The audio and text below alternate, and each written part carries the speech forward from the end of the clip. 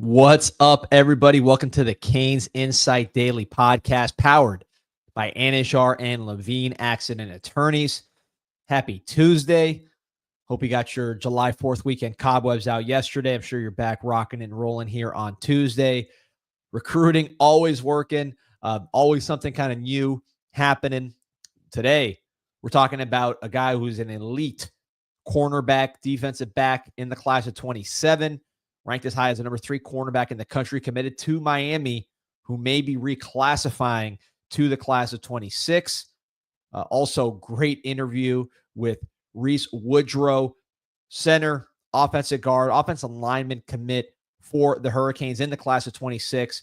Pete talked to him. That was a fun one. So we'll get into that. Also, some questions, maybe some breakout players. We talked about the ACC, 247 ESPN breakout players yesterday. Now we're talking about some guys that maybe aren't getting talked about as much that we like and we want to just give some shine to based on things that we're hearing and seeing on Green Tree. First, some folks we always love to give shine to. That is Anishar and Levine Accident Attorneys. If you or someone you care about has been injured in an accident, you could be entitled to significant compensation. Dial 1-800-747-FREE, 1-800-747-3733. Take back control of your life with Anishar and Levine. Pete, hop in here. Good morning, D. How you doing? Doing great, man. Doing great. I wasn't expecting to talk class of 27 here when I woke up this morning, but it looks like we may have some news for the class of 26, which means it's worth talking about right now, man, because it could affect our class currently ranked number 8 in the country. Yeah, and it's funny because I was getting deja vu with this one because I was like, didn't this already happen? And there were reports on this back in May. I'm looking at this now, that this player was looking to reclassify, and that is Kenton Dodson from Miami Norland. And it looks like it's going to happen. As the report this morning from Kane Sport, I think it was Stephen Wagner who did that interview. Pulling up the story here, but yeah, I think I'm looking at it now. There was a post from back on May 11th that I'm looking at that's saying that he was looking to do this. I would think this is pretty significant for Miami's class. This is an elite sort of prospect. Now, does this kind of bring other schools into the equation? I would also hypothesize that would be the case. Yeah, just for some perspective on the player. On3, which is I guess is now rivals, right? They merged, but let's call it rivals.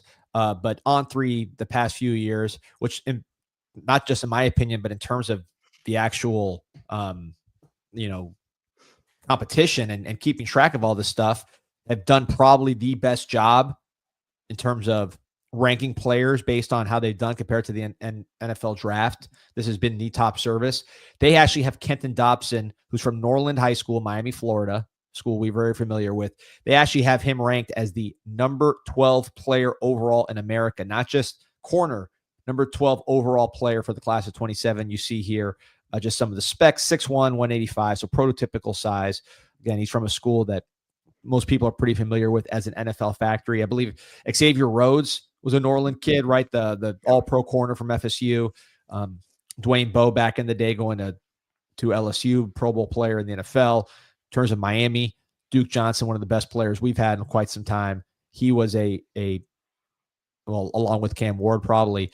He was a Norland grad. Eric Flowers, who was our last top 10 pick until we had Cam Ward. He was also a Norland grad. Norland's been producing players consistently for the NFL for a long, long time. I believe Darren Smith was a Norland guy who's getting inducted here to the College Football Hall of Fame. So a lot of Norland connections to University of Miami. You see the highlights here. I mean, this guy's got length. He can cover. He plays both ways. Yeah, he's there. Here we see him in run support against Northwestern. I mean, you recognize some of the teams that he's facing. This is top-level Dade County competition. And, seeing this potential reclass, which according to that article from On3, would he say 90%? Yeah. He's at 90% as far as coming to Miami. Oh, here we go. This is against JoJo Trader, I believe. Yeah, there you go. So not 90% to come to Miami early, but other schools are calling him. What you said that Texas was sending him his dad. Well, yeah, cards. I'll pull it up. I was looking for his Twitter earlier this morning, and the last tweet from his dad was thanking Texas for a Father's Day card. So I listen. I think that there will probably be probably be other programs coming into the mix now, especially knowing that this is a guy for this year. It's like what's his name from Northwestern, Jabari corner. Flowers. Jabari Flowers, right? So it made it tougher for Miami to get that one done this year because you're planning on, now you have a lot more time than you had with that one, right? With the Jabari Flowers situation, to kind of plan, so to speak, from a financial standpoint and NIL. But yeah, I think that other schools definitely are going to come into the mix now. Yeah, no question about it. I think the Flowers comparison is very, very good. Now, Jabari Flowers was never committed to Miami, right? So that would be the difference between the two things. But what happened with Jabari Flowers, for those who don't remember, this is a top 26 player. So the class is going to sign here now, who after his season, he was a cornerback for Northwestern, great kick returner. Really, probably that's what his best skill was. He was an incredible kick returner, 4.3 guy, but also a very good corner. He reclassified late in that period. So you now were recruiting him for that 25 class basically after the second signing day. And Georgia, Florida, Miami all in the mix. And I think he wanted to go to Miami. I think Miami really was the favorite in a lot of ways. But the difficulty from a Miami standpoint was you weren't planning on him being in this class. You were planning on him being with Jalen Waters and all the guys that you're recruiting this year and allocating money that way. With the 25 class, you signed Jabari Antoine from Louisiana. Plus, you spent huge money on Xavier Lucas, right? Ethan O'Connor, Charles Brantley. A lot of cornerbacks got signed that year because you weren't planning on taking a guy like Jabari Flowers, who was a top 10 type corner. So good point from TJ here, saying that we had to fight off Bama for Malachi Tony as well once he reclassified.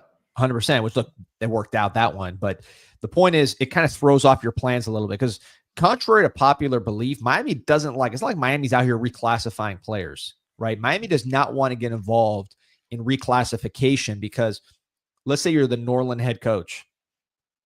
He doesn't want to lose this guy when he could have him for 2 more years. Yeah. Right. So if Miami's out there reclassifying everybody, your high school coach is going to be like, what are you doing? Like, we want these guys. So Miami really stays out of these things and they kind of have to react to it more than make it part of their plans.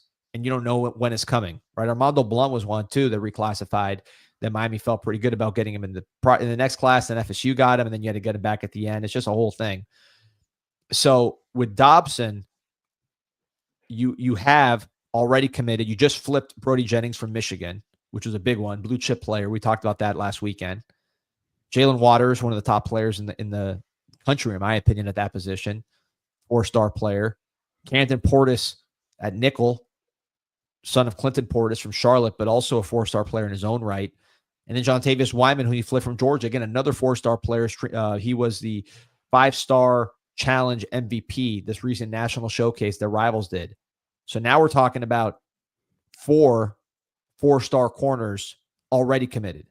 And you need some safeties. You're fighting hard for Blake Stewart. You're fighting hard for Tyreek Green. So that's a tricky situation. I'm not sure. Again, I haven't talked to anybody since this reclassification happened. I remember when Kent Dobson committed, people were excited about it. Sorry, Kenneth Dobson. But I don't think It's Kenton. It's Kenton. Sorry, Kenton Dodson. I'll get that right by the time you say it. Dobson. Kenton Dodson. Yep. We're gonna need. Listen, I know you haven't been practicing the name because we exactly weren't expecting as a new class, but you're gonna have to get your mind right on that one. Seriously, now that he's coming, he's moving up, most likely. So with Kenton Dodson, I know people were excited when he committed. So, but I don't know like how this is all playing out yet. But again, just knowing how these things have played out in the past, when you have 4-star corners committed, and I don't know how many of them were kind of safety potential. And I was also going to say, he's going to be expected to be paid, but like the number 12 player in the country, if we're being honest. Yeah, 100%. And that's not watching anyone's pockets or anything like that. That's just the reality of the situation and how these rankings work for the money value. Yeah, and what I'm curious about is how do you kind of like what do you use to measure? I mean, look, they have their own classification system, as far as who's worth what. But I wonder, like, if you're negotiating with an agent, you were an agent, so you guys look to comps, right? Comparable contracts. Yes. Because I mean, with these rankings, if you look at Dobson, he's extremely high in On3, which to me, I find to be the more reliable service, at least lately. On 247, which has been a little dicier lately, historically good, dicier lately. He's the number 25 corner, number 19 player in the country, 209th in, overall player. So a huge difference between 209th overall player and 12th. So this guy's got some different opinions. Again, the one that ranks him highly, I've typically found to be better. So separate from his evaluation. So I lean that way. On the composite, I mean, big time. 64th national player, 7th cornerback, 6th player in Florida. So this is a highly ranked player. Texas in the mix, Auburn, Colorado. I'm sure other schools will come out of the woodwork here. But this is a potentially very interesting situation to follow if you're a Miami Hurricane fan. Lots of questions. Yeah, as Apollo asking here, or making a comment that some of these guys could play safety. Without a doubt, it's also easier said than done. A lot of these guys look at themselves as a corner, and they want to. The corners are getting paid, man. The corners are getting paid at a very high level in the NFL. So a lot of them kind of dream of that. Whether or not their skill set is suited best for that position or for safety, sometimes it doesn't matter, man. Sometimes these guys are just, they want to play a certain position. So there's more that goes into it than just, this isn't college football 26. Yes, I know their rankings the ratings are the same or better from corner to safety, but that's unfortunately there's more that goes to it. So yeah, B-Dot's mentioning some points in the article, so I should probably quote here from the article from Stephen Wagner. This is Dobson saying that Florida State, Texas, and Tennessee have been in contact with him. Florida State texts him almost every day. He has interest in visiting Texas and Tennessee this season if possible, but Miami continues to hold his commitment. I still feel like Miami is the leader. Other schools do show love and stuff. It's just the love that the staff shows, and Miami staff. It's a genuine connection between me and the coaches. We've got a genuine bond. He says Frank Tucker, our guy at the Crib Media, who has gone in-house, great dude. Defensive backs coach Zach Etheridge, secondary coach Will Harris, and defensive analyst your guy Terry Jefferson, along with Cristobal, have all been recruited. The plug, man, from his Booker T days. That was his nickname. Is that where you got the nickname? No, I didn't. He would fill the hole, so that's why he was the plug. But I was the info plug. He says he wants to go to Notre Dame in Florida this year for game visits. So this is going to be a battle. This will when a guy reclassifies. I mean, their entire process moves up, and I think, as he said, look, Miami's obviously been in contact with him and been very strong on him. But these other schools will look at it and say, okay, look, we've got to move now, so we've got to act pretty desperately. So we'll see. There's a lot of other guys committed, and the other guys are recruiting. So that's the other part of it. How much do they like him compared to the other guys in the class?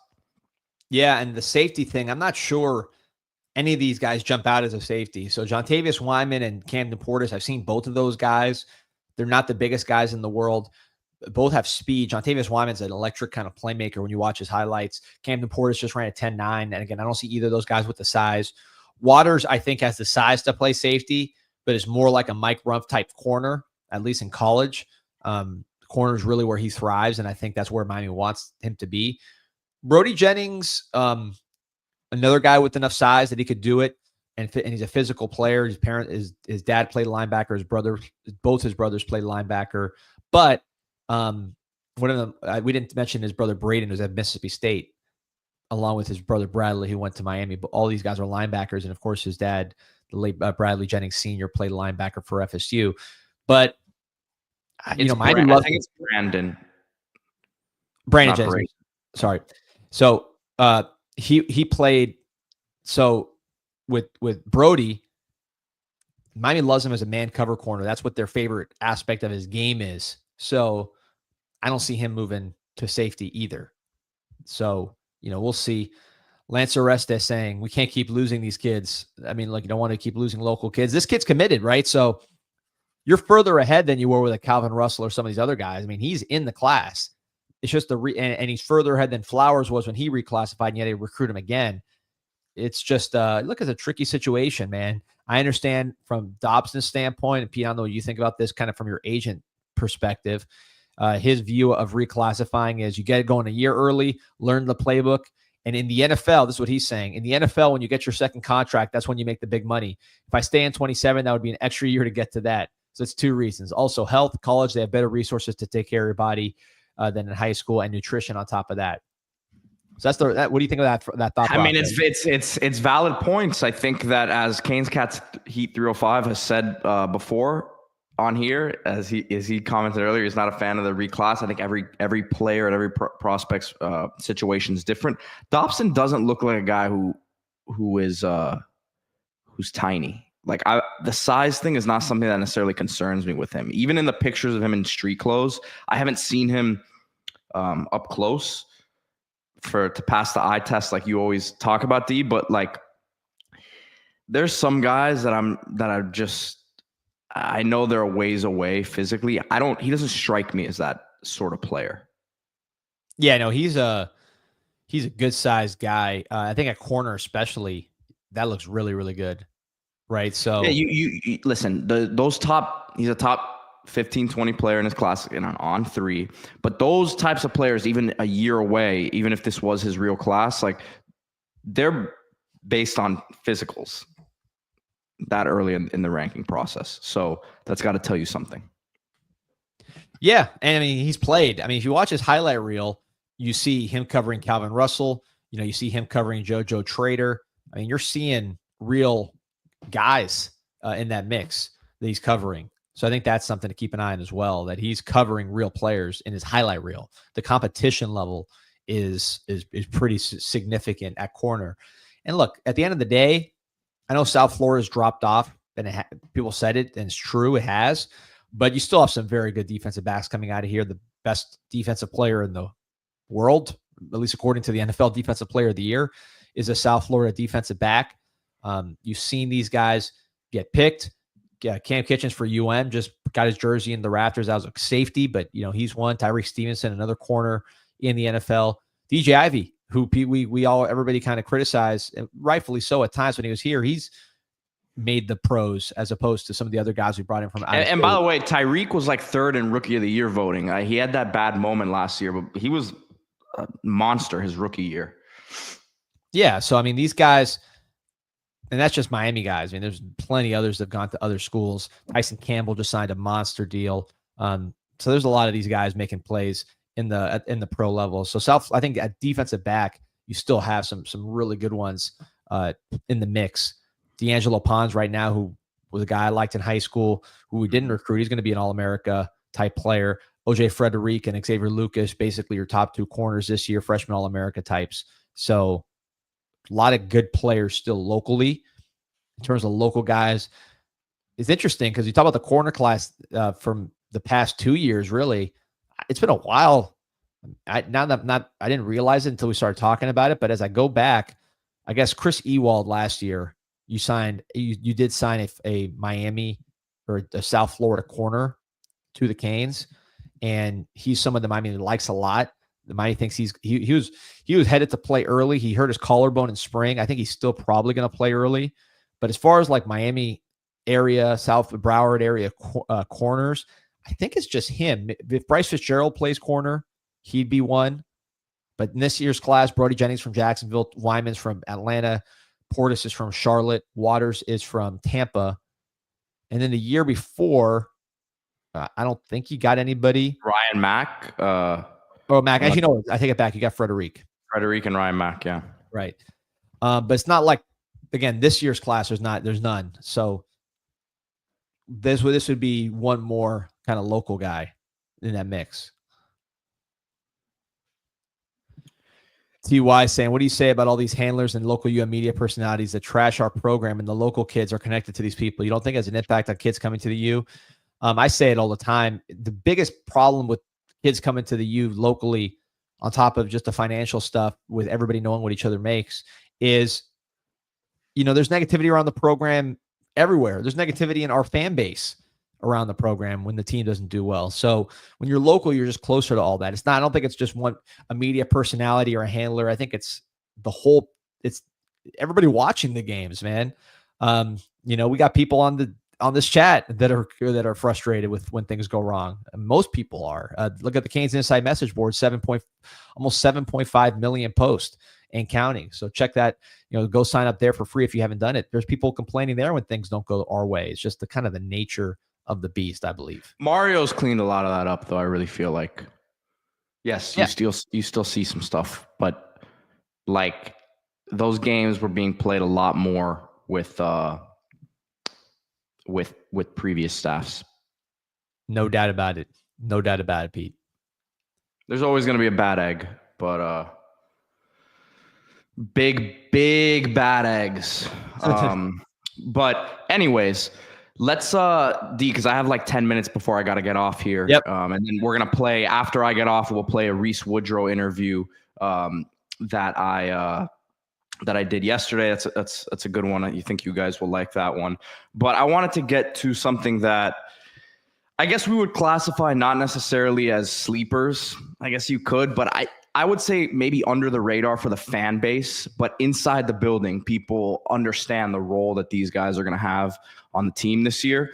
I'll start with someone I texted you this morning. I think this is a no-brainer, but tight end Alex Bauman is it Bowman or Bauman? I think it's Bauman, but you would know better than me. Yeah, I'm pretty sure it's Bauman.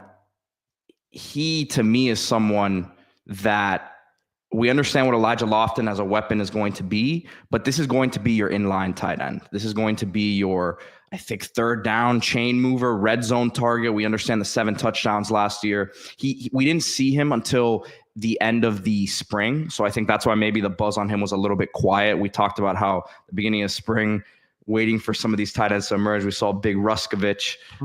We saw some of these young guys develop. Brock Schott, Luka Gilbert have good moments, but you still need, I think, your real number one tight end, which is going to be, I think, Alex Bauman. And as a blocker, I think gives you more than what people realize. Yeah, well, it kind of depends how you classify, right? Because Lofton is going to be your number one, I think, player at tight end that gets touches. But if you move him around, who's going to be your tight end? I think, which your point. TJ Preble saying Bauman's a beast in NCAA 26. Have you gotten it yet, Pete? Are you getting it this year? I got it. I've played like 1 or 2 games. I have not dived into it completely yet, but I did get it. Yes. Well, I've talked to people around this kid that knew him either from Tulane, New Jersey. I know you've talked to some people in UM as well when he's over there, and he's somebody that everybody you talk to says this guy's a player. He was a basketball player in high school, a good one. I liked his basketball highlights. He was going full court. He's a good ball handler, just a good skilled player. Then played defense in high school up in New Jersey. Some people thought he was a defensive player as a prospect. Goes to Tulane, catches a touchdown to beat USC. Remember you when Alex, what's his name, Michael Pratt, and Tulane upset USC in that bowl game. This was the guy that caught the winning touchdown. I believe as a true freshman. He was a touchdown machine for Darian Mensah last year.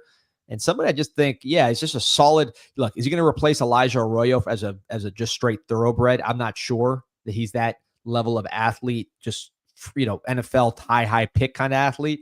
But as far as being a really good athlete who knows how to play and can produce at the ACC level, man, I think this guy can get it done. What are some of the things you're hearing about him? That he's more than just a receiving tight end, that he can block, and it's going to be a guy that's going to be tough to get off the field is essentially what I've heard. He's a tough son of a gun too. He's I don't know. I think Tulane has a little reputation sometimes, but this is a guy who he's tough, and 7 touchdowns is nothing to turn your head at. I understand a lot of them were red zone, goal line, kind of, I wouldn't say force fed, but plays where he was the primary target. But that's a valuable asset, man. That's a very, very valuable asset. No question about it. Yeah, he's an older guy too, right? I mean, class of 2022. So he's been around. He knows how to play. His body's mature. I didn't see him a ton, which is probably why, if you were wondering why we haven't talked about him as much, it's not because of anything, that he has done wrong. It just in spring, he just didn't do much because he was hurt and nothing serious. Yeah. They just was banged up. So excited to see what he can do.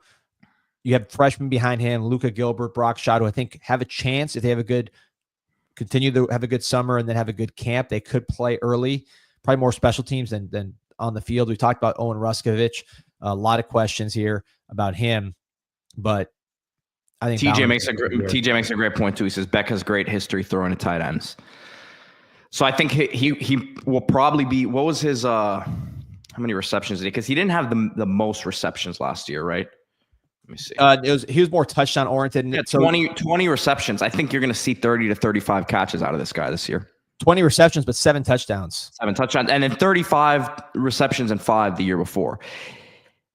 So I only see those numbers going up from there, just because there's going to be more usage.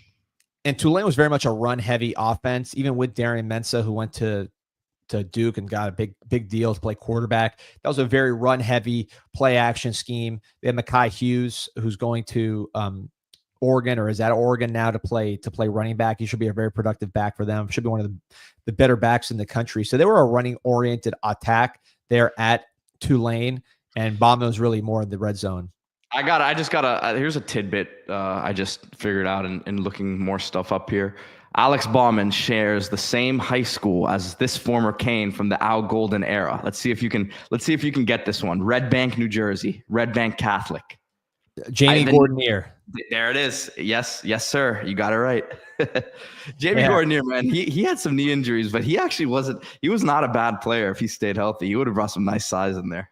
Yeah, like New Jersey's good football players. I mean, you could talk about all the guys Miami's gone out from New Jersey. More recently, David Njoku, who's one of the better pros we've produced in the last 20 years or 15 years. Yeah, New Jersey's good to us. The 2001 Miami Hurricane team had many New Jersey players. I'm trying to just think, and correct me if I'm wrong in the comments, but I believe you had Ed Wilkins from New Jersey. You had Howard Clark from New Jersey, Jamal Green from New Jersey. Who else is from New Jersey? James Lewis, starting safety from New Jersey. There were a few New Jersey players in that starting lineup for the Canes. And, Olsen Pierre? More recently, Olsen Pierre, for sure. Greg Olsen, of course, is one of the better players who got it from New Jersey. But yeah, man, excited to see what this guy brings to the table. That's for sure. One guy I wanted to highlight. Let's talk about your guy real quick because I got to get off here in a second. Yeah. So one player I want to talk about who, in my opinion, has sort of not been. Maybe we're at fault for not talking about him enough. But I just interviewed him for Storm Sessions, and I think he's going to have a really, really good year. Is that guy right there, Ahmad Moten Sr. Note the senior. He had a child last year, Deuce, which he's obviously very proud of and involved with. We talked about that on Canes Connection. On Storm Sessions, the interview we did for University of Miami. And he is like very, very motivated. Big kid, 315, great personality, great family, great first step. I'm excited, man, about to watch this guy. I love that. Right there. That was a great line. Great personality, great family, great first step. I'm clipping that one. That's how you evaluate these guys, man. He's got the charisma. No, I agree, though. He has the size. I know you. He's one guy I know when you talk to. He's bigger. He's bigger than what you have there right now. End of the day, he's bigger and he's more athletic than most at that size. We saw him coming along last year, but you want more guys that look like him. You don't have enough players like that look like him in the trenches. You're trying to recruit guys like him. You just got an Anthony Kennedy. I don't know that Kennedy has that same first step explosiveness, twitchiness that maybe Moten has as well. But this is a sign of a guy who has stuck it out. We kept hearing there's flashes, but I think that corner is being turned for him, and I'm also very, very excited about him. Yeah, no, like I said, great interview with him for Storm Sessions. I recommend anybody check that out. That'll come out probably tomorrow, is my guess, sometime this week. You just see he's got a really big personality. I asked him, he says he's in that 310 range, and he looks good. I mean, he doesn't look fat at all. He looks athletic and very, very motivated. Again, he's a father. He's got mouths to feed, and there's a maturity that comes with that for all of us that have had kids. So I think you're seeing that with him, and he's ready to rock and roll, man. It's a money year, so he's ready to do some damage. Okay, so we teased the interview that I did yesterday with Reese Woodro, Miami O-line commit. I wrote about him in the work last week. D was hearing that he's kind of a guy that, again, we hear about undervalued players that maybe from the outside, the fans are very excited about him, but there's not as much attention. He's a center. I understand, a 3-star center. They're not going to be the most exciting prospects to talk about in the world, but this is someone Miami thinks could be the center of the future. Someone that is newish to the game of football, really only started playing in 8th grade, and really only a couple of years ago, last year, started taking the game of football seriously because he was a baseball guy. And I think he's someone that, like we're talking about here, Canes fans should be very, very excited about. I'm going to pull up the interview now. And I'm going to hop off here, but D, I know you're going to stay on. So Canes fans, this interview is in about 15 minutes. D's going to hop back on to talk about some more stuff here. But here it is. Reese Woodro. All right. Joining me now on the CanesInSight Daily podcast, a very special guest, one of the commitments for this Miami Hurricanes recruiting class, Reese Woodro, offensive lineman out of Orlando, Florida, Boone High School powerhouse program up there in Central Florida. Reese, I told you before the show, man, I love that hoodie you've got on. It looks good on you. I know the Canes fans are excited. You committed back in May, so welcome to the show. And what's the last couple months been like as a commit to the Miami Hurricanes? I mean, it's been great. It's been a lot less stressful than it's been before then, being done with all the recruiting. And I've just been working out a lot with my school, with my team. And Boone's going to put together a pretty good team this year, I think. Yeah, you don't seem like a guy who really, look, I'm sure you appreciated the attention that you were getting from the coaches recruiting you and all that. But it sounds like you wanted to get it over and get back to work, get back to the weight room, get back to getting better as a football player. So talk about how it was for you kind of dealing with these college coaches you see on TV all the time that you have tremendous respect for, whether you went to their school or not, right? And then finally landing at Miami. So walk me through what the process was like for you, and then finally choosing the Canes. I mean, the process, I mean, it was fun for a little bit, and then it got old. Like it was tiring. It was stressful. And then it was just one night I'm like, or Coach Mirabal called me and my family and we talked for a little bit. And then after the call, like I talked to my parents for maybe 2 minutes and I decided, I was like, I'm ready to commit to Miami, because it was Miami since day one. Like basically like everyone knew a little bit, but it was still like open to other schools. So, but yeah. I got to ask you though, because you obviously being in state, there's other great programs here, Florida State, 2 programs that you were very familiar with and recruited you. So when you say it was Miami from day one, was it just like the track record for the coaching staff? I mean, talk to me about what it was, because it's not like those other programs aren't we're Canes here. There's a Canes show, but those are great programs in their own regard, right? So what was it that separated it for you as a recruit? No, I mean, I love the coaches at FSU in Florida and all the other schools that I was recruited by, but I mean, nobody was like as persistent in recruiting me as Miami was. Like they were texting me every day, almost multiple times a day. Like my parents, they kept my parents like informed on everything and anything that they needed to. And I mean, they made us feel the most like family than any school did. Got it. Yeah, very, very important, obviously, in the process. Every school has great things to offer. All the coaches have good things to recruit on, but that's the feeling you get there can't be replicated. So, Reese, I wanted to talk to you a little bit about your athletic background, right? The baseball pictures we've pulled it up. I'll pull it up here in a second on your Instagram. It's one of our favorite things to talk about when you committed. So Was it always football? Obviously, I actually had reached out to you the other day because I had heard your dad was a 5th round pick back in the day for the major league draft. I believe it was for the Giants. So talk to me about kind of how you got to becoming this big time D1 offensive line recruit. Well, I mean, I was always like the big kid, and I played baseball my whole life. Basically, I was always playing first base, and I hit bombs in little league. And then as the pitchers started to throw a little faster, it was a little more difficult to do that. But I tough played to get that torso around against those 92, 93 plus fastballs.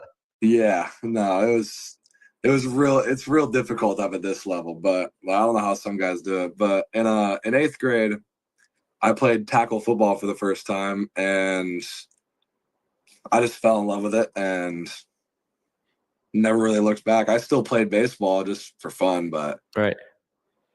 Well, now I got to ask you though, your dad, he's a coach also at Boone, right? yes, he's the pitching coach. So was he open to you playing football? Was he reluctant? Was your family, because you know how some families are, they don't want their kids getting it, but you're also a bigger kid, so you were more equipped for it, I would think. I mean, I always wanted to play tackle football growing up, but my dad, because it was divided by weight, so I wouldn't be with any of my friends because they're all so much smaller than me. So then in 8th grade, it was finally by age. So my dad let me play. And one day after practice, I get in the car with my dad and I'm like, yeah, I'm not a baseball player anymore. I was like, I'm a football player. Just like that. And look, it had to be, that mentality was in you, even though you hadn't been playing. Right. So it seems like once you stepped in the football field, it just felt natural to you. It did. I mean, I didn't get the aggression that I play with until the past couple years. So that 8th grade year and my freshman year were both just me trying to polish everything and be as perfect as I could be. And then my sophomore and junior year, I got a little more open to just, finishing blocks into the ground. And You've played a lot of tackle, it seems like, right, in high school, and it seems like Miami's recruiting you as a center. That would be, is that accurate? They want me at interior center. Interior guard center, yeah. So talk about how that's going to be a transition, right? Because you played a lot of tackle. There's a lot of things that you can take from playing tackle because you're isolated. You're on an island out there against some of these speed rushers. But there's an argument to be made that mentally, if you're going to be playing a center spot, for example, you have a lot more on your plate because you have to kind of get the rest of the offensive line in order. So just talk about that and what you're looking forward to about playing that position potentially. Well, so I've played 2 games at center so far. And in my opinion, I think I'm actually better at center and guard than I am at tackle. Mm-hmm.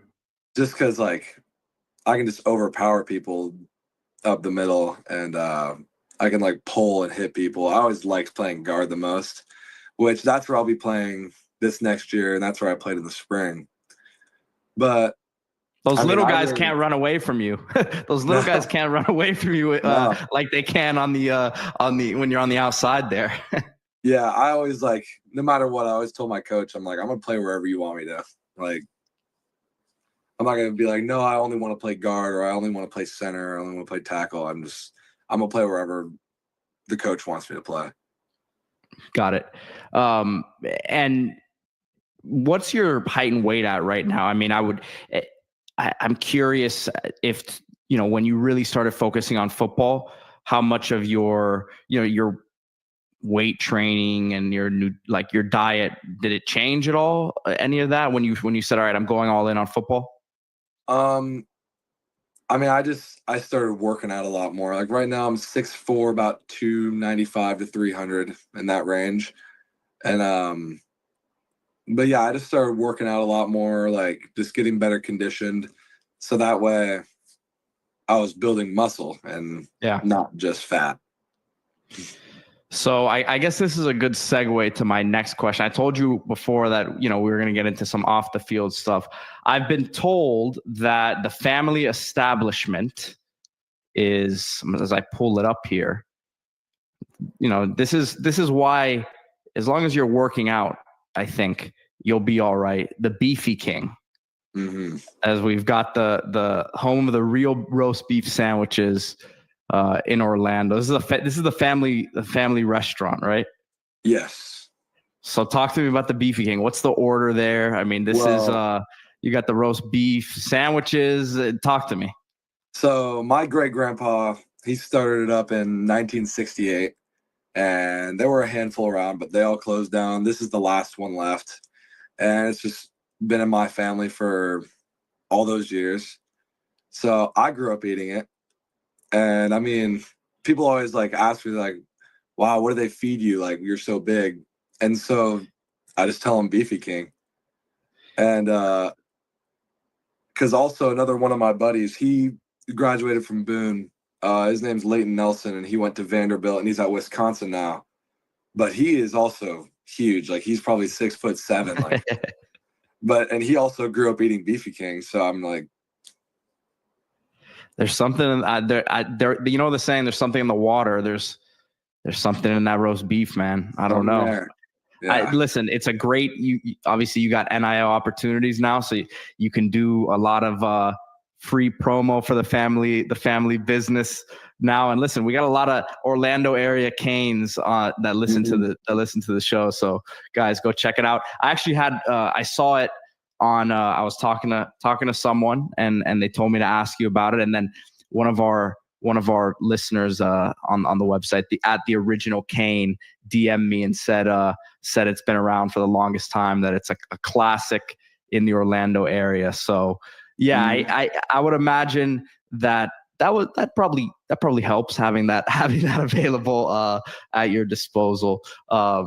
But let's talk a little bit about outside of the football field, right? I mean, you're very, very driven. You wanted to get the recruiting process over so you could get back to work. But when you're not worried about that stuff off the field, I mean, what are your interests outside of football? I love to golf with my friends. Okay. Yeah. Or like my family, but yeah, there you go. Yeah, no, that's a good one. I mean, listen, you obviously you like to swing. You're not swinging the baseball bat anymore, but golf, you'll have plenty of options down here in South Florida. Obviously, you're in a great area for golf. You got a ton of options in Central Florida. So, what's your handicap? I don't have a handicap. My best round's an 81, but I mean, you're a good player, man, and I'm sure you hit the ball pretty far too. Yeah, my drive goes pretty far. Being humble about it. But nice. So obviously, golf, great thing to take the mind off of it and off of your normal stuff. Any idea what you want to study in college? Any interest there? I'm not sure yet. So okay. So you mentioned Boone, man. I want to get into your high school season a little bit because you seem very, obviously you're pumped to be a Cane, but sounds like you have some business to attend to this season with your team. So talk about your goals this year and just kind of what the team's mindset has been this offseason. I mean, we've all just been building chemistry, and we've got a lot of guys coming in from other schools, filling all the holes that we needed to fill after last season. After losing Isaiah Mizell, like our running back Daniel Smith, like after losing a lot of studs, I mean, we've gotten a lot of guys to fill those holes, and we're hoping to put up a great season and have a run in the playoffs. Yeah, everyone, you always want to finish off strong, and then you'll be an early enrollee. Yes, at Miami. I'll be leaving after the first semester. What are your conversations like with Coach Mirabal, Coach Cristobal, the other members of the staff since you've committed? Obviously these coaches are on you to commit, but then once you commit now, is there kind of like a just checking in on you every now and then and that sort of thing? Yeah, Coach Mirabal will call me probably once a week, maybe more than that, and just checking in. We'll talk for like 5 minutes. We'll see what I'm doing. I'll see how he's doing. And then that'll be it. But like, I'm still getting text messages every day from Coach Mirabal and Coach Cristobal. So they're still keeping great communication with me and my family. How excited are you to keep up with the team this year? Just knowing that, I mean, shoot, it's July 7th, which it seems like, oh, we're far away from things, but you're on campus in 6 months, 6 months here. So, I mean, I would imagine you'd be pretty locked into what's happening during the season. I'm excited to like be able to watch the game and, and just follow along. And, I think it's gonna be fun and go to games too. Yeah. So obviously it's a few hours drive for you. You plan on coming to how many games this year? A handful? Probably a couple. Definitely would like to come to some games. Obviously, I have Notre Dame week 1. That should be a fun one. Sadly, I can't make it to that one, but I already asked my parents, and they said we can't make it, and I was disappointed. But listen, in a couple years, they'll be I'm sure they'll be at every game. So yeah, that should be a nice start to the season for the Canes, and you'll have plenty of chances to get down there to Hard Rock Stadium, I'm sure. Reese, you pretty much have answered all my questions today. Any message here for the Canes fans out there? I'm excited to be a part of the family and play for the Canes soon. All right, Reese Woodro, appreciate your time today. Canes fans very excited to get you on campus, and we'll be watching your high school season this year at Boone. Best of luck. Thank you. All right, big Reese Woodro, the Beefy King, man. That was a great interview by Pete. That cracked me up hearing about that. The Beefy King restaurant. I heard that's again an institution out there. Love the baseball background. Just seemed like a great kid. Excited to see him perform for the Canes. Really, really a fan of that film, that player, the size, the athleticism. I think the upside there is very, very good as an interior player, because it's not just, a gritty guy that you're going to just say, okay, he's an overachiever, right? There's a guy with baseball, professional baseball bloodlines. He's got size, usually a left tackle, now is playing more interior. So I think there's more upside there than maybe you will typically get with that type of player. Matt Lee, a guy you got from that same area in Orlando, very athletic guy, developed into one of the best centers, if not the best center in the country now with the Cincinnati Bengals. So, you're hoping to strike twice in Orlando, but excited about Reese Woodro, excited about that whole situation, and a great, great interview from Pete. Before we get into the next topic, I want to talk about our friends at Canes Connection and also at the Miami Hurricane Team Store. There you see 70% off selected sale items. There's a lot they're trying to move. I was just there yesterday with Harry and the boys, and they got a lot that they're trying to move. So before you get, because, a lot of stuff comes in, so that means a lot of stuff goes on sale. So you can get the 70% off sale items, plus you got the promo code INSIGHT20, 20% off your first item. So check out Miami Hurricane Team Store. You got Canes Connection there pumping up as well. This is all in the family, man. You support Miami Hurricane Team Store, you support Canes Connection, you support the players. It's all one thing now in modern college football. So keep it in-house. Miami Hurricane Team Store, 70% off select sales in store or online at MiamiHTS.com. The store is located right across the street from the University of Miami, and you can use promo code INSIGHT20. And then, of course, as always, CanesConnection.com/CIS. Make sure you get that /CIS in there, and you can support Miami's official NIL collective, be part of the insiders, be part of the family, be part of the reason why kids like Reese Woodro and others are joining the team. Again, there's multiple price points. You get 20% off your first month if you use that /CIS. So it's Canes Connection. I'm putting in the chat, CanesConnection.com/CIS. Get that /CIS in there, not only for the discount on the first month, but also access to private Zooms with me, getting insider information that you are not getting anywhere else. because it's non-public and it's just for those supporting the collective. CanesConnection.com/CIS. All right, so there's a comment here I really wanted to get to. I thought it was super interesting. It was a question from Chris Africana. He said, I asked this question in another chat. If you had to rank the 5 running backs in order of 1 to 5, how would you rank them? Devontae Freeman from Miami Central, Dalvin Cook from Miami Central, a lot of Central guys, Joe Yearby from Miami Central, James Cook, another Miami Central, and then Derek Cooper from Chaminade, all local guys. And I don't know how relevant this is to what's going on right now, but these are the kind of questions that I just love because I remember all these guys as recruits, and I just love to compare these kind of things. This is in my wheelhouse. So if I were to rank all of these players, and I'm going to put myself sort of in at the time, and I'm going to be as legit, as genuine as I can be based on what I felt at the time. It's easy to do in retrospect, but if I remember I followed recruiting at all, at the time. So let me just go in order of how I had them. Kane's Cat saying I have all these running backs over Cooper. I do not. So let's go here. If I'm ranking them based on in orders, I'm going from 5 to 1. I'll start with Joe Yearby, and I'm going to be honest. And those who have been on Kane's Insight since I was around, I was not the biggest Joe Yearby fan. I thought he was a good player. I thought he was very similar to what he was in college. Solid guy, can run for 1,000 yards in college, but not somebody with tremendous physical tools.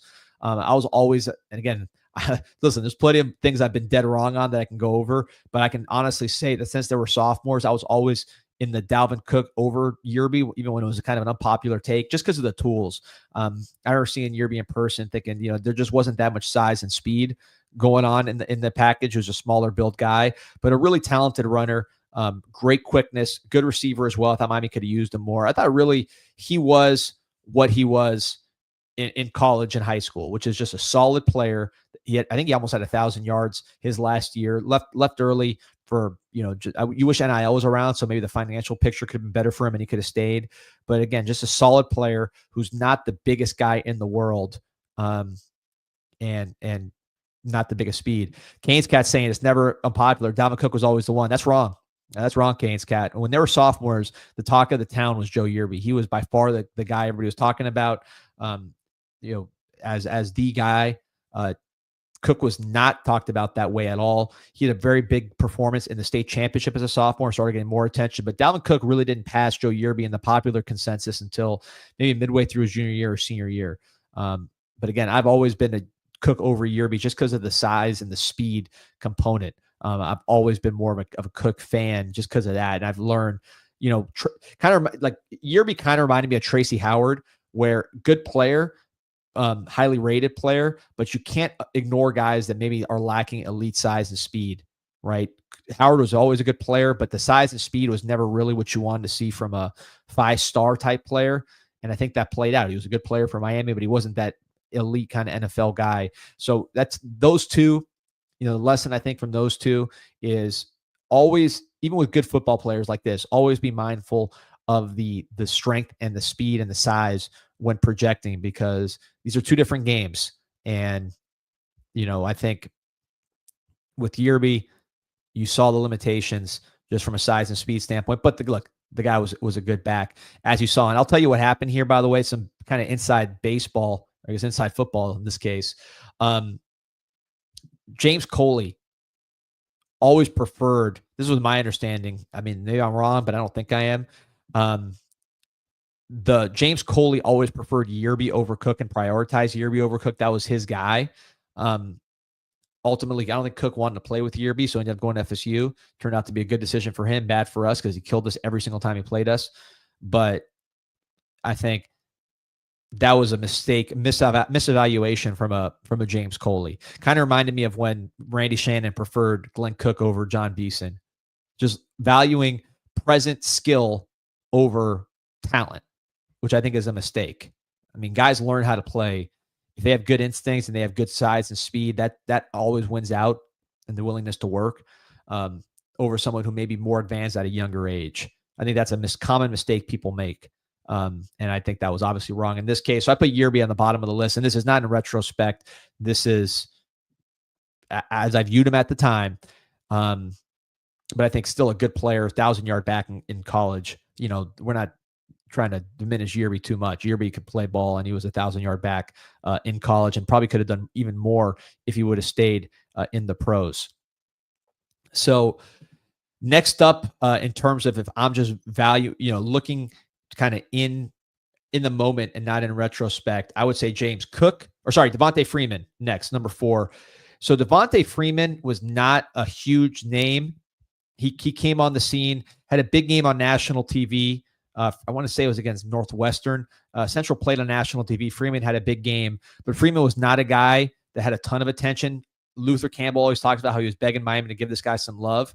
I believe he's originally from Georgia. Someone in the chat can correct me if I'm wrong, but he wasn't somebody that was just always down here making plays. He kind of came on the scene late, and he ended up where people knew he was a good player. He had size and speed. I remember it might've been this game. He played a national TV game. I remember watching it and saying, wow, man, this guy is a real dude. You could just tell he had some burst and some power to him. Didn't look like a 5-star, like Sony Michel, Dalvin Cook type, but you liked what you saw from him in those flashes. And that allowed him to go to FSU. Again, sort of a late bloomer, but you see it here, just that burst and explosiveness. That was always, to me, what jumped out about Devontae Freeman was just that. And again, we're talking about in high school. Obviously, Devontae Freeman, when he did in the pros, was outstanding. Cooper hasn't done anything. But just in terms of just coming out of high school, I think that burst, that straight line burst that you saw from Freeman really stood out. And yeah, I think that's a story there. Johnny Lagoon saying, didn't Luther Campbell swear that he brought Freeman to the coaches and they said no? I wouldn't be surprised by that. I never heard of Freeman being recruited by Miami when he was being recruited, even though he was a 4-star player, ended up as a 4-star player and had those big moments on national TV and on the big stage. By the way, over 1,500 on like and subscribe to the show. So you see here, it's all about that upfield burst with Freeman. Great competition, obviously, the Carroll Cities, Northwesterns, but this guy also got better. I don't think even people who liked him, and I liked Freeman, I didn't expect him to be, a Pro Bowl NFL back or anything like that. I thought he was just a tough guy with good burst, right? Maybe like a change of pace guy that is on a good team, like a championship team, like what FSU was. They won the championship with him and Wilder. NFL, I don't know if I saw that whole vision for him, but at least the way it turned out. But he's someone who continued to improve, and always that burst through the hole and the toughness. Those are two traits that are always going to give you a chance to perform at the college level.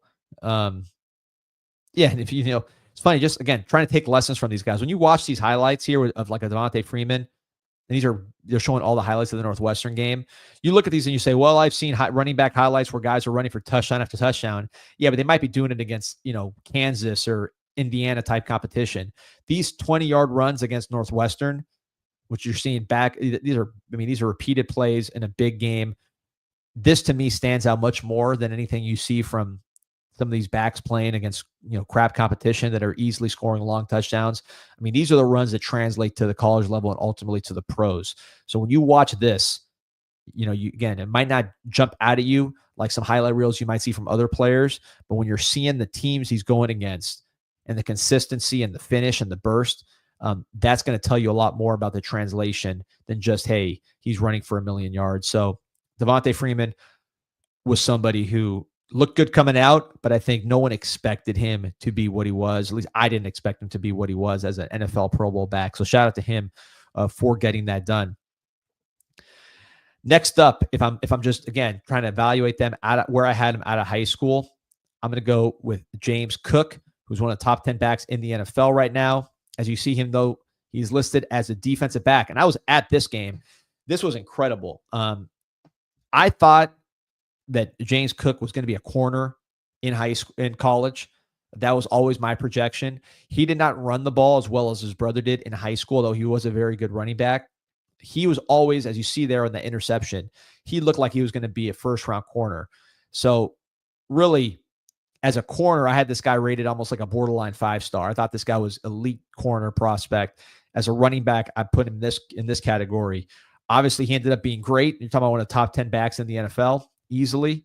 They just did a list from personnel execs and other coaches, kind of polling them to see who the top 10 backs were in the NFL. And James Cook was firmly on the list. But I think the defensive back highlights are what jumps out with a James Cook. at least at the time. And I thought for sure that's where he was. I was at a game where he scored touchdowns kind of every which way. He scored them running. He scored them receiving. I mean, he did a lot of this stuff in Traz, and he was just extremely impressive, man. The stuff that this guy would do on both sides of the ball. But yeah, I thought that's where he would excel, is the defensive back position, and ultimately plays running back at Georgia and becomes one of the best backs in the NFL. There was one game that I was at where I want to say he scored like 3 touchdowns in like 2 minutes. Whether it was receiving, running back, and then taking one back to the house. Then it was at that game. It was Trask Powell, I believe, where he was really, really just doing everything on both sides of the ball. Johnny Lagoon saying we took Lingard and Cam Harris over James Cook. Boy, did that suck. Cam Harris was a good player. If he didn't get his knee blown out in UNC, he'd be in the pros, I think, at least as a complimentary player. Had some very good explosive speed. But yeah, Lingard over James Cook was a mistake, especially in that era. Dade County and Broward County and just South Florida backs were outstanding in that era. They've slipped a little bit in recent years. I think guys like Cooper are bringing it back. But yeah, that was a mistake. Lingard, first time I saw him, I'm like, man, this guy looked a lot bigger in the highlights than he did in real life. He's skinny legs, fast, but not a fluid guy, not a stiff athlete without size. Not a good combination, even if he's fast. So number 2, if I'm ranking them again right out of high school, I would have Derek Cooper, number 2 on that list. I think the key with Cooper, first of all, he is huge. I mean, I've seen him in person. This guy is legitimately a big back. If you see him in person, it'd take you 2 seconds to figure out who he is. He's about 6'1", probably 210, I would say right now, and lanky. I mean, he's not like overbuilt or anything like that. Legitimate 4.3 type speed. He ran a 10.7 in high school. I think he ran a 4.4 on the lasers, but he'll get that up to that high 4.3 range, I think, by the time he gets to the NFL Combine. He's produced also against big-time competition, as you see here. Highly productive player. Kane's Cat's asking how many yards Cooper had last year. Let me pull up Derek Cooper's stats because he was very productive. Kind of like James Cook, I see him as someone who could play defense. I thought originally I was like, man, this guy's going to be an elite kind of safety type player because of his size, because of his physicality. So what they have last year, they have him at just under 1,000 yards, I think, for Derek Cooper on Max Preps. I don't think that's up to date, though. Let me check his stats. But he was a productive guy. I mean, every time you watch Chaminade, this guy's making big runs. He's not somebody that is, that doesn't produce. He produces on the field and as part of that team. And then on defense and special teams, you see the guy can block kicks. He can tackle. He's tough. Has that ability as well. So if you ever decided to play defense, I think you're talking about a first-round pick on defense. But I don't know. That's where it's going to go. But, at running back, the comparison I have for Derek Cooper is like a bigger Etienne. The Etienne that went to Clemson, not the Etienne that went to Georgia. But to me, I think that's what he reminds me of is Etienne from Clemson. Elite speed and explosiveness, tough, straight line kind of runner, not someone who's juking people out, has a little bit of upright style, but because he's tough and because he's fast, he has that ability to make big plays. Etienne, first-round pick to the Jacksonville Jaguars. If you remember in college, he was a dominant player, helped Clemson win a championship, helped Clemson win a ton of games. So that would be a great outcome, and that's to me where I see Derek Cooper is being that Etienne type of player. Here you see him at safety. Again, I think he could be great there with his speed, and he has instincts. But he wants to play running back, and that's where I would put him. Is that Etienne from Clemson type profile, tough, upright, not going to juke you out, but he's going to run by you, and he's going to put up a ton of yards at the college level. So I would have Derek Cooper number 2 if I'm doing this kind of in retrospect. And then number 1, I have to go with Dalvin Cook. And look, we know how it turned out, so it's easy to say he's number 1, but I can tell you, and those who were around back on CanesInSight back in those days can attest, I've been the biggest Dalvin Cook fans. I saw him at a state championship his sophomore year, and he was the best player on the field. And I remember saying, Yerby's getting all the hype. This guy's by far the best player. He was committed to Clemson, I believe, at the time, or was about to commit to Clemson. Ended up going to, of course, to Miami, commit to Florida. Then he decommitted and went to Florida State. So he was all around the country. But I just thought this guy's burst, seeing him in person, was like nothing I've ever seen. It's amazing he wasn't like that great track athlete. I think in the combine, he was like a lower percentile tester as an athlete. It's weird. He just, for some reason, track was not his thing, but you put him on a football field, and this guy was the most explosive player you've ever seen. I mean, he was unreal. Great instincts as well, highly productive. Like his brother, man, he was a good corner too. Although, his brother I thought would be a corner, whereas Cook you knew would be a running back. He just had the ability to play corner. Strong guy, broke tackles. You look at him at the NFL level, had a great career. Really, injuries, I think, hurt him in terms of being like elite. But still, you look at what he did despite the injuries. 4-time Pro Bowler, 4 straight Pro Bowlers, 4 straight 1,000-yard seasons, over 6,000 yards for his career. But again, it was a short career, 47 touchdowns. And really, the key with him was the 4 straight Pro Bowls. Like at his peak, this was an impact guy, and you saw it. It's just, that's a position where it's hard to be. I'll tell you a stat that shocked me. I'm actually looking at it now, and I actually cannot believe it, but it's true. Lamar Miller, who we haven't even talked about, actually, he didn't run for that fewer yards than Dalvin Cook in the pros. Dalvin Cook ran for 6,200 yards in the pros, dealt with injuries. Lamar Miller ran for 5,800 yards in the pros, also dealt with injuries. So don't sleep on Lamar Miller as a guy in the league, because they actually are closer in stats than I would have ever guessed without looking at it. So kind of interesting when you break it down. But as far as what they were in college, what they were in high school, certainly what the impact they had against the Miami Hurricanes, I have to say Dalvin Cook to me is the best I've seen really since Frank Gore. I would say Frank Gore number 1, Dalvin Cook number 2. You could talk about Sony Michel. He had some injuries in high school, I think limited his effectiveness. You could talk about Duke Johnson. I just don't think Duke Johnson had the every down capabilities that Dalvin Cook had. Even in high school, you could tell there was a difference there. I'm sure I'm leaving out some good players, but South Florida to me is Dalvin Cook, the best since Frank Gore, and one of the best that I've ever seen.